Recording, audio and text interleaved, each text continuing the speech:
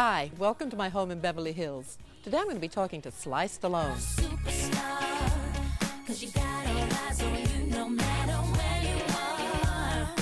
Well, you are an icon in England. I mean, they absolutely love you. You know, from the first Rocky on, you look all embarrassed. That's so sweet. But you are. They love you. And now you're going to do the other Rocky movie. It's the 6th installment, and it's about skepticism. Yeah. And people think I'm insane for doing it, but I believe there's a point when in your life where you just say, you know, I missed a few things and I want to go back and do them. I know I don't have the skill. I may not be socially the right age, but I'm going to do it. And I'm going to face the slings and arrows and the humiliation, the criticism, to try to accomplish something that makes me feel whole. Because I think the biggest problem is a lot of people go into their later years feeling unfulfilled, like they didn't listen to their own inner voice. I should have climbed that mountain. I should have married that person. I should have done something. I smell sex and candy. You're doing a love scene with a beautiful woman, and I remember very vividly the love scene you did with Sharon Stone. Oh yeah, me too. But what was that movie? It was called The Specialist. Oh yes, The Specialist. Yes. So how do you deal with that? With Sharon, it was very odd because Sharon was coming, and I love Sharon. Yes, so do I. And she had been naked in a few films. Yeah. Right? Yeah. And I hadn't. I'm going, well, I had early on in my career, but not lately. You know? So we won't even go there. That's okay. I don't mind. I mean, it's something like in 1969, 1968, everything was naked. Yes. Broadway, hair, old Calcutta. Yeah. Like if you want to get a job, you took it off. Yeah, forget if you had a face. It didn't matter. Yeah. You could be decapitated. If you run around naked, we'll hire you. And you know, I did a couple of things that I wasn't too proud of, but that's what I did. And now here I am doing The Specialist with Sharon Stone. It's like, okay, this is it. You know, the sexiest woman going. And every day I say, get ready, Sharon. I started approaching it like a fight. I said, I'm doing my sit-ups. I am ready. I am going to be ready for this. Yeah. I literally was approaching it like a race. Sure enough, I'm there. Robe on. I swear to God, I feel like I'm doing Rocky. I'm like, okay. Yeah. If she comes in, I'm not doing it.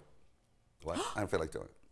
I've done enough nudity. I said, this is where you draw the line on my take. Oh my God. I remember Michael Douglas had given me a present. Black Death Vodka was the name of it. It's like a joke vodka. Yeah. And it was supposed to be not really, you're not supposed to drink it, but at this time I needed something. Sounds good, Black So we ran downstairs. It was ridiculous. I still have the bottle at home. Yeah. And I poured her a shot, and then I took my hand like, last thing I want to do is get drunk. I need to be on my game. Yeah. So she threw out a couple of glasses, and she said, okay, fine, I'll do it, but you have to sort of mask me. I said, let me get this right. So I'm facing butt-first camera the entire time.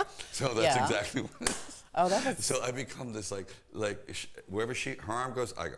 Yeah. Her leg goes, I go. So I become like a flesh-colored blanket, basically. She goes, yeah, okay. So that's how it was done. And I said, thank you, Sharon. I'm glad you found religion on this set. I just wanna feel Actors and actresses should never marry. It should almost be illegal, because there's something genetically going to happen to the offspring. Jennifer is the real wife. Oh, yes. The other wives were just We're practice-wise. Yeah, Brigitte, she towered over you. She towered over Goliath. It's great when you finally find the right person and settle down. It's the only thing. Yeah. I've figured out, you know, you've heard all these biblical statements and great quotes from Bartlett throughout the ages, but there's nothing that rings as true as happy wife, happy life. Exactly. Done. Yeah. You know, that to me is the ultimate. I think I'm losing some of my male status.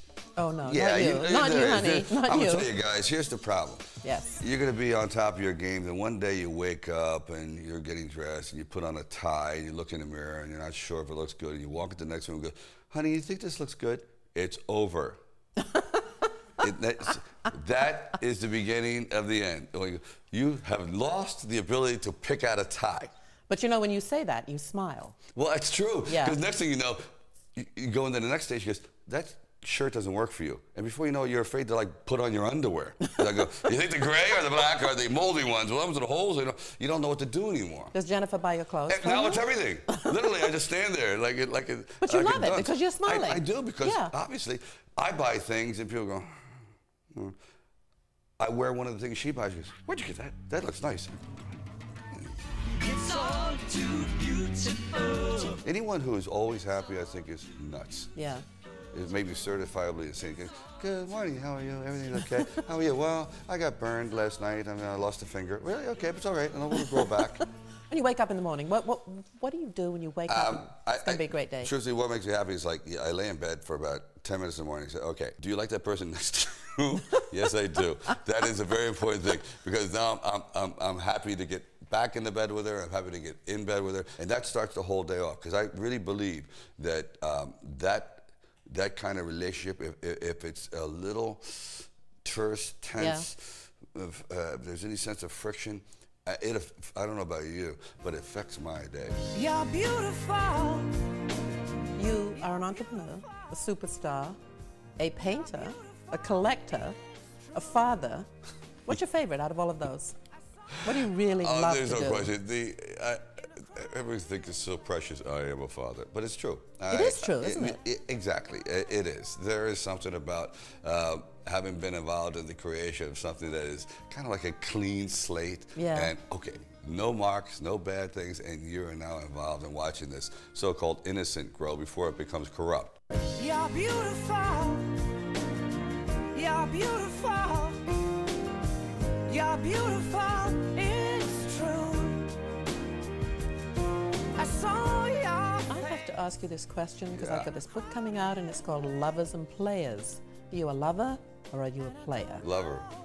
If I'm a player. I knew you were going to say that. No, player, I'm dead. I've tried the other one, the player thing. The lover works much better. I just want to thank you for talking to me today and my pleasure. talking to the English viewers because, as I said before, I'd like to thank everyone in London for the support. It's been fantastic and hope to be over there soon.